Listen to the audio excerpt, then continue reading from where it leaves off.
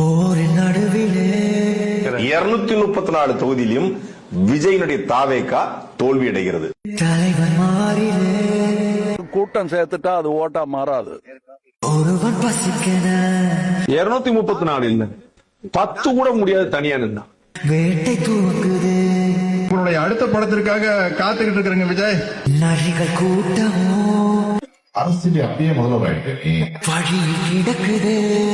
சினிமாக்கார வந்தா ஜெயிச்சான் அப்படிங்கிற வரலாறு கடைசியா எம்ஜிஆருக்கு மட்டும் தான் இருக்கும். நீங்க எழுதி வச்சுக்கோ. உறுதியாட்டமோ காட்டு நடக்குது.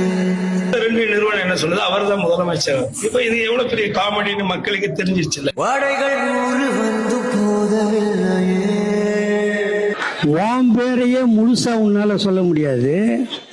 சொன்னா பாதி பேர் ஓட்டு போட மாட்டான். சி ஜோசப் விஜய் எனும் நான்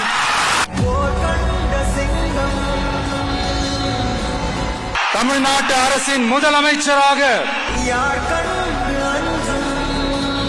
உறுதிமொழிகிறேன்.